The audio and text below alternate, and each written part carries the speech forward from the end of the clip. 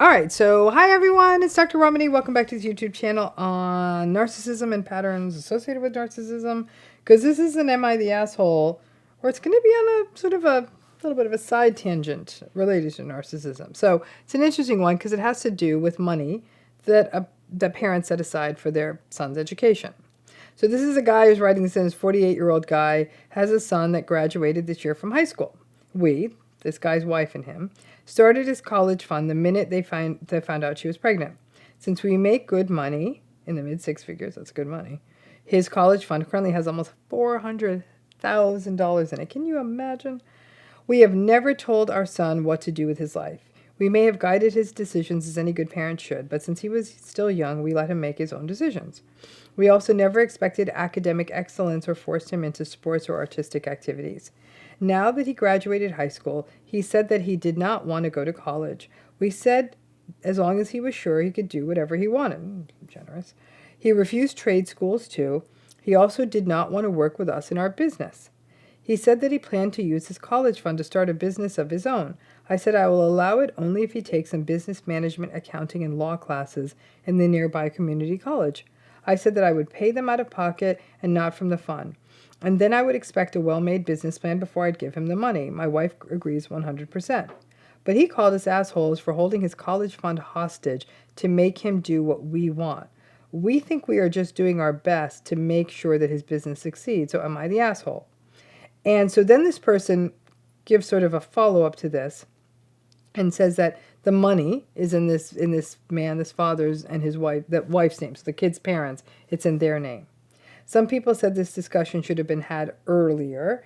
Well, earlier, the kid said he wanted to take a couple of years off to work before going to college.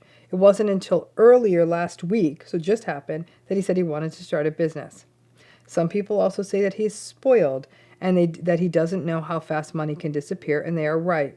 So the person who wrote this said, I ran away from an abusive home at 16, worked for the man who would become my father-in-law, and got paid under the table until I was able to work legally.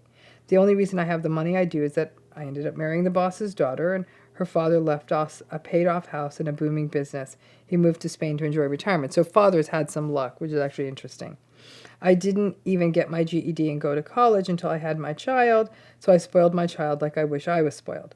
This is also the reason why I asked. I live in fear of doing something that could make me like my parents. Well, his parents abused him, so I don't think that that's what this is. And I know this community is full of younger people who might give me a different perspective, so thank you, everyone. Okay, so I don't think the father's an asshole. What I think we're seeing here, though, is entitlement on steroids. And this is a tough one, right? I could imagine that, for anyone who is trying to do better, and I think with each generation, especially a person who comes from an abusive family, is trying to do right by their child, they did kind of everything right. They put the money aside. $400,000 would have made it possible for this kid to go to the best universities in the world with, completely, with no debt. But what the problem is I don't think these parents could have given a more fair answer. You don't want to go to university? It's fine. You want to go to trade school? No, I don't want to go to a trade school. Okay, what do you want to do? I want to start a business. What is that anymore?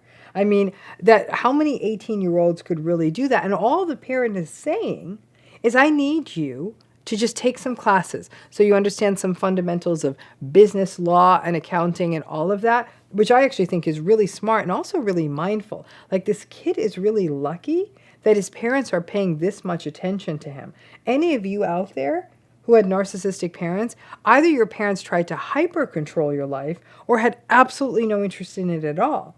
These parents are kind of meeting their kid halfway, saying, you need to do some basic fundamental things, like take some basic courses so you know what you're getting into, which I think is reasonable. And then they're asking for a business plan, which is what any lender or anyone financing a business would ask for. And if this dude can't articulate his business into a business plan, then he's not ready to open a business. So I think that what we're seeing then is entitlement. And I have to say, one thing I don't talk about enough on this YouTube channel in general, need to start doing, is what do you do when it's your child, in this case an adolescent, but adolescent to adult child is showing entitled or even narcissistic behavior. That's a really painful one because parents they grapple with this idea, especially if they had their own narcissistic or neglectful parents.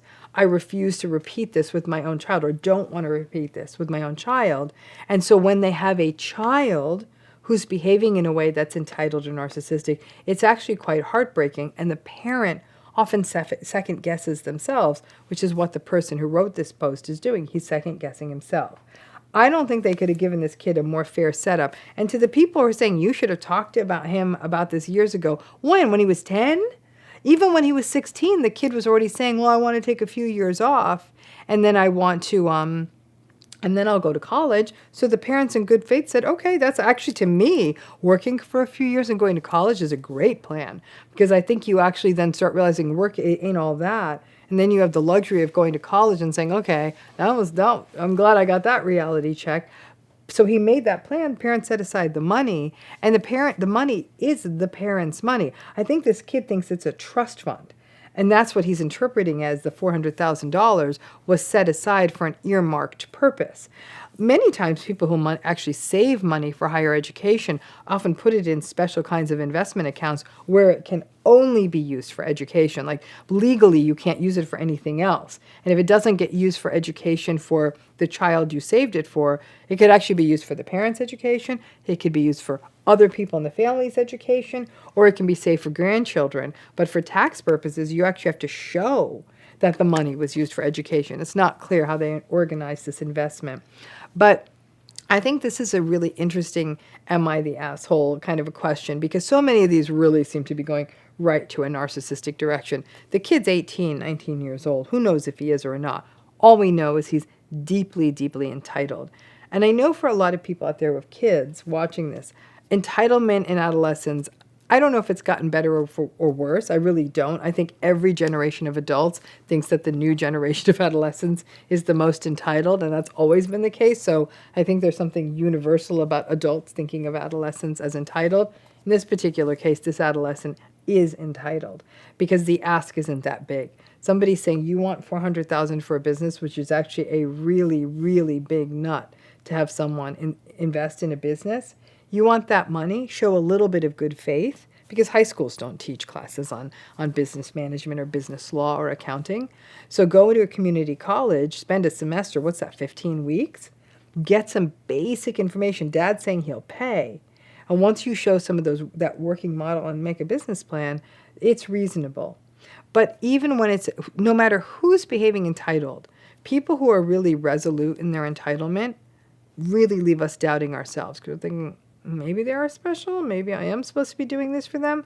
Ain't nobody that special, even your own kid. And so I think a lot of parents, when their kids are showing entitled behavior, do second guess themselves. I know that each generation wants to do better, but at some level, these parents actually have put together a really thoughtful plan. Don't think the parent's an asshole. And then this parent has an interesting added wrinkle. The parent got lucky. He had this really abusive start. He had a little bit of a nice offset, right? He married the boss's daughter and ended up finding himself in a really financially comfortable position. His story could have gone different too. And I think and I think we're seeing this real generational gap now, where for the first generation and millennials and the generation younger than them, we're seeing a generation of young people who are not likely going to do as well financially as their parents in many cases, and not be able to afford housing in the same way and have discretionary income in the same way. And so I think that there's also something that parents struggle with, like, ooh, I've had an easier path forward. And when we do feel that, and part of that was luck and timing, part of it is a really badly run economic system in the world, that can leave a parent left with this confusion of guilt, because this dad in some ways got really, really lucky. And then that can also muddy the waters. But yeah, I don't think this person is the asshole. Don't think the father is. And I think that the kid just needs to put on his big boy pants and go out there, take those classes, and show, does he really have what it takes? Because I think any of us out there who've ever tried to start a business would have really appreciated $400,000. Most of us started him out with nothing. And so in his case, this kid will either get a rude wake-up call as he goes into life, or he's going to recognize that if you have some half-assed business idea, $400,000 is going to go through your hands like sand through your fingers. Them's my thoughts, not only as a psychologist, but as a parent and as somebody who didn't have the benefit of, of a family with money and had to make it on their own. These are complicated issues. Thanks again.